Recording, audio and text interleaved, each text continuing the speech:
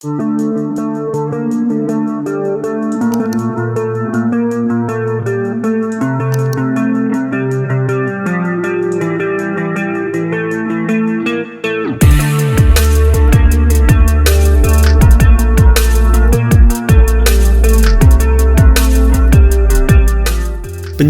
status Indonesia sebagai tuan rumah Piala Dunia U20 2023 oleh FIFA cukup membuat sakit hati para pecinta bola di tanah air.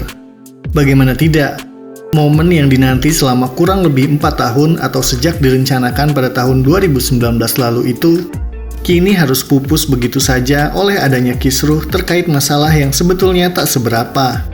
Namun, ibarat kata, nila setitik rusak susu sebelangga, kisruh itu justru berhasil mendepak posisi Indonesia dari statusnya sebagai tuan rumah. Semua itu bermula ketika timnas Israel lolos kualifikasi dan dinyatakan sebagai salah satu peserta Piala Dunia U20 2023 yang akan diselenggarakan di Indonesia pada bulan Mei mendatang. Sebagian pihak yang terdiri dari para politisi lantang menyuarakan penolakan baru-baru ini. Publik pun mempertanyakan, jika seandainya menolak, mengapa baru digaungkan hari ini? Padahal pengumuman timnas Israel lolos kualifikasi sudah diumumkan sejak bulan Juni tahun 2022 lalu. Walhasil narasi liar pun kini mulai bermunculan. Tak sedikit pihak yang menilai kalau penolakan itu baru digaungkan hari ini sebagai salah satu bentuk pencitraan para politisi menjelang pemilu 2024. Karena tercatat salah satu politisi yang menolak kedatangan timnas Israel itu adalah Ganjar Pranowo. Ya, sosok yang digadang-gadang akan maju dalam Pilpres 2024 mendatang. Ganjar yang dicap sebagai salah satu biang keladi itu pun langsung ramai-ramai dilabrak oleh netizen, termasuk para pemain dalam timnas U20. Hal ini bisa dilihat di berbagai postingan terbaru Instagram Ganjar. Banyak komenan-komenan netizen yang menyudutkan Gubernur Jawa Tengah itu telah berhasil merusak mimpi generasi muda Indonesia untuk bisa tampil dalam Piala Dunia U20 2023. Bahkan tak sedikit juga dari mereka yang memutuskan diri enggan memilih Ganjar jika seandainya kelak nyalon dalam Pilpres 2024 mendatang. Seperti yang ditulis oleh akun Timothy Turangan berikut ini. Beliau menyebut karena Ganjar sudah merusak mimpi timnas, maka kini saatnya rakyat merusak mimpi dirinya untuk menjadi presiden. Hal senada disampaikan akun Ahmad Reza _23. Dalam cuitannya di komentar salah satu postingan Ganjar, beliau mengaku kalau dirinya batal memilih Ganjar seiring batalnya RI menjadi tuan rumah Piala Dunia U20. Selain masyarakat umum, sejumlah pemain dari timnas U20 pun terpantau ikut melabrak Ganjar melalui komentarnya di postingan Instagram.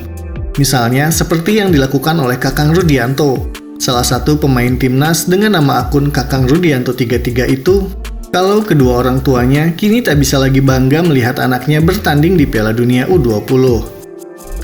Komentar juga datang dari Todd Rivaldo Ferre, salah seorang anggota timnas lain dengan nama akun Rivaldo Ferre 46_ itu berterima kasih kepada Ganjar karena telah berhasil menghancurkan mimpi anak bangsa yang ingin berprestasi di bidang olahraga. Begitulah komentar-komentar dari netizen yang menyerang akun Ganjar Pranowo. Selain yang disebutkan tadi, tentunya masih banyak komentar lain yang ditinggalkan di postingan Ganjar. Seperti diketahui, FIFA sebagai organisasi yang terpandang di kancah persepakbolaan dunia pada Rabu 29 Maret 2023 malam kemarin, mengejutkan banyak pihak di Indonesia. Melalui laman website resminya, FIFA mencabut status tuan rumah Indonesia dalam penyelenggaraan Piala Dunia U20 tahun 2023 ini. Tak hanya mencoret status Indonesia sebagai tuan rumah, FIFA juga menyinggung soal akan adanya sanksi kepada PSSI akibat dari pencabutan ini. Indonesia dinilai tidak bisa memegang komitmen serta menjaga kesepakatan yang sebelumnya sudah terjalin.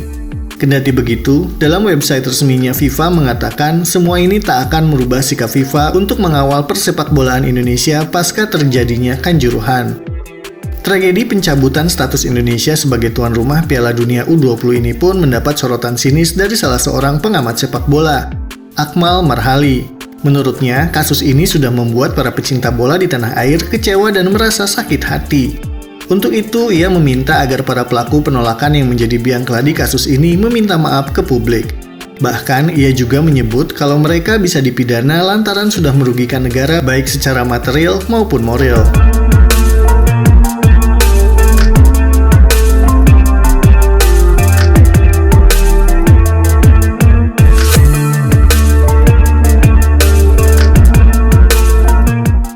Terkait soal sanksi, sebagai seorang pengamat yang mengaku mungkin saja Indonesia akan mendapat sanksi yang sangat berat dari FIFA. Namun, dampak yang harus diterima Indonesia tak hanya akan berhenti sampai di situ. Pasca peristiwa ini terjadi, Indonesia besar kemungkinan akan dikucilkan oleh dunia dalam bidang olahraga. Itu terjadi karena akan ada banyak pihak yang ragu bekerja sama dengan Indonesia dalam penyelenggaraan olahraga pasca komitmen bersama FIFA ini hancur. Melihat kemungkinan dampak yang cukup buruk, maka ia meminta agar pihak-pihak yang menyerukan penolakan untuk bertanggung jawab dan jangan saling cuci tangan.